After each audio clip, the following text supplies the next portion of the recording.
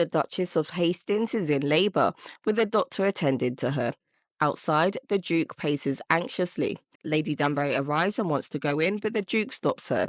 They argue until they hear the Duchess cry out. The Duke rushes into the room while Lady Danbury is held back. The Duke wants to know if he finally has a son.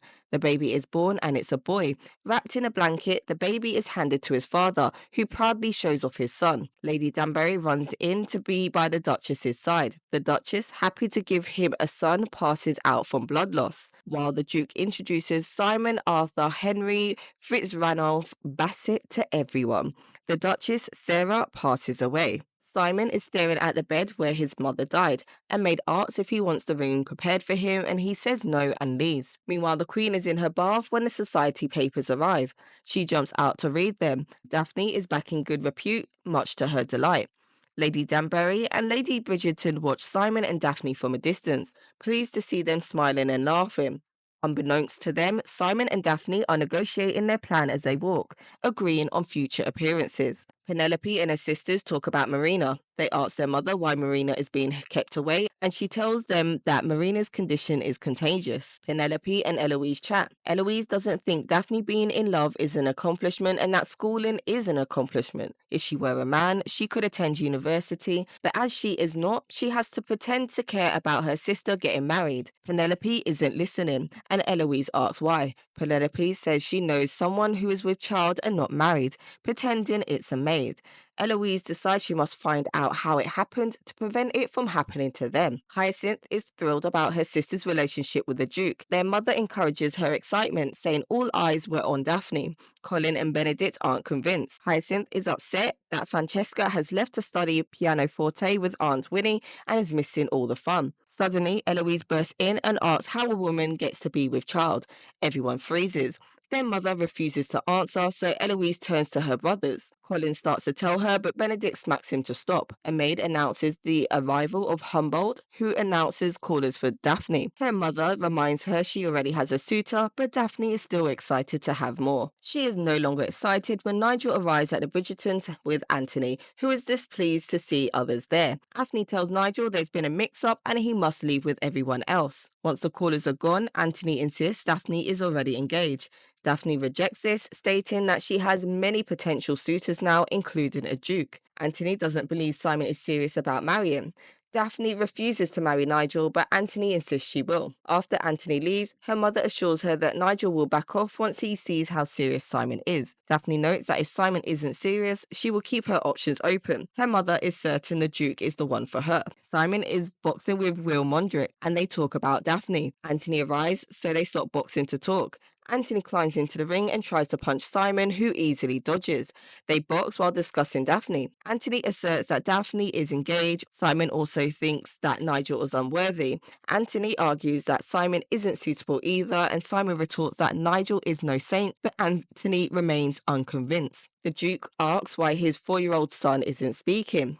The nurse insists he's advancing letters, and the Duke demands Simon speak. Simon stutters through a few words. This makes the Duke to declare him an idiot and orders him out of his sight, calling him dead to him. Penelope brings Marina sweets. Marina invites her in to share. Marina is relieved she's not being sent back to her father, unsure how he'd react. Penelope asks how it happened. Marina says it was cake, then explains how the eldest Crane boy, George, sneaked her cake and biscuits during long sermons. They exchange notes, and George, now in Spain fighting with the Wellington, continued writing. Marina shows Penelope a stash of letters. She loved George, and that's how she became pregnant. The Queen ignores an acrobatic act so as to read the society papers. Brimsey tells her the royal physician has a report on the king. She is wondering why there hasn't been a noteworthy betrothal this season. She asks if the royal physician will declare her husband dead. Brimsey doubts it, so she sends for stationery. Daphne prepares for another appearance, not wanting to rely solely on the Duke. Mrs. Wilson rushes in with a letter from the Queen inviting Lady Bridgerton to a private tea. Lady Danbury finds young Simon practicing his schooling. She's surprised by his lack of manners despite his literacy. He tries to speak but stutters. She offers to help him overcome his stammer, promising that when he steps into the light, he'll command the attention he deserves. Simon enters with Lady Danbury as Daphne enters with Anthony. Simon asks Daphne for a dance. Lady Danbury takes it upon herself to distract Anthony, leading him away. Daphne and Simon refine their deal. Daphne is to convince Nigel that Simon is on the verge of proposing, and they dance, and then when the song ends, Anthony sends Benedict to dance with Daphne next. Anthony and Simon argue over Daphne, but are interrupted by Nigel, who restates his interest. Anthony assures Nigel he'll handy it. Simon mentions Nigel's black eye, knowing it wasn't from a cabinet. He reveals Nigel tried something and Daphne punched him.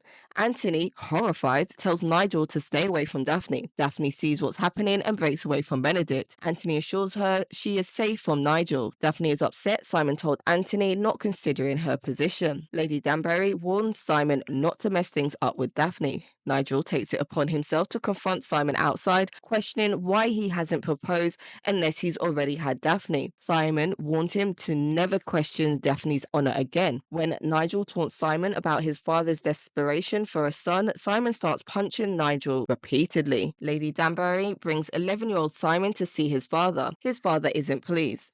Simon speaks clearly about his progress but starts stuttering when his father stands. His father calls Simon his worst failure, and Lady Danbury reminds him Simon will be the next Duke. The Duke orders them away. Simon says he wrote to his father, but the Duke ignored him. He calls Simon as useless as his mother. Simon keeps all the letters that he sent his father which were left unopened. Lady Whistledown speculates on why Daphne entertains other suitors when she has an interested Duke. Daphne's maid helps her to get ready. The picnic is in full swing.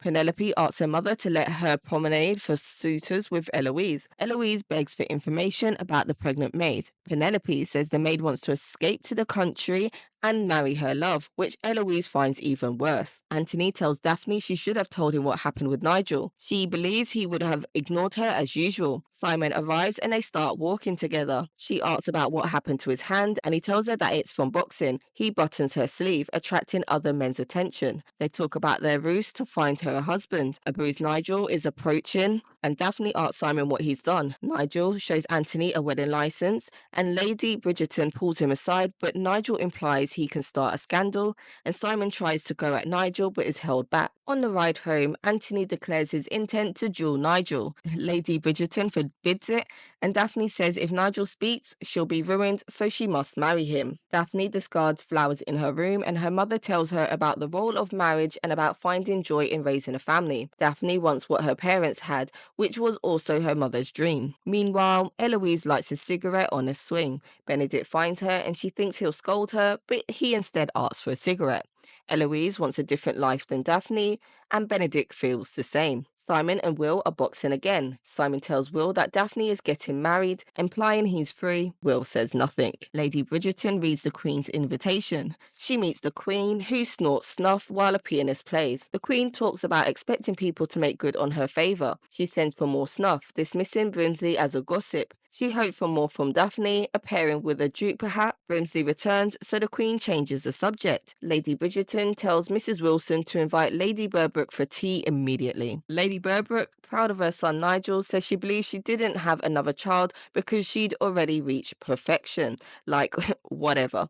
She tells Daphne to try harder as Nigel is discerning and has turned down handsomer women. In the kitchen, Mrs. Wilson leaves Rose with Lady Berbrook's maid, Celia. Rose takes the opportunity to quickly gossip with Celia. Lady Berbrook leaves and Lady Bridgerton asks Rose what she learned. Rose says that Nigel has a boy with a maid and he refused to provide for them and sent them away. Daphne knows he'll deny it. People won't believe women, but they'll believe Lady Whistledown. They must talk to her. Lady Bridgerton is getting fitted for a dress and she begins spreading a story about Nigel around town. The news quickly spreads and Nigel is horrified when he sees it in Lady Whistledown's papers. Anthony tells his mother that Nigel has left town. He knows that Lady Bridgerton had a hand in it and she mentions that despite him being the head of the family, she's quite capable herself. She shows him a cross-stitch she's making for Daphne and wonders if Anthony's future wife would appreciate such a gift. Marina wonders if she'll be confined to her room forever, and Mrs. Varley tells her that her confinement is her own fault. Eloise finds Daphne getting ready and asks if she isn't frightened about marriage and children. Daphne finds children delightful but admits to being frightened. Their mother had a difficult night night, giving birth to Hyacinth, but there was light at the end of the tunnel. Daphne believes they'll both find that light. Eloise thinks that Daphne is just pretending. Simon and Daphne dance at another function. Daphne tells him he shouldn't have punched Nigel, but he says he can't tolerate bullies. But she's worried that their arrangement will end badly. Simon tells her to call him by his first name. They laugh when she calls him Simon and their faces get close, but they don't kiss. But they were ever so close. Daphne pulls back, saying she wants to find a husband and have a family. Simon agrees to help her find one. The dance ends and Daphne is quickly pulled into a dance with another suitor. Lady Danbury watches and tells Simon that they make a captivating match. He watches Daphne too, saying it's nothing when Lady Danbury asks what's bothering him. Simon visits his dying father. The Duke is pleased to see him come in to claim his title, but Simon leans in and vows the line will die with him. He'll never marry or sire an heir. He watches on as his father dies. That's it for the Bridgerton recap, and please don't forget to like, comment and subscribe, and please stay tuned for the next recap.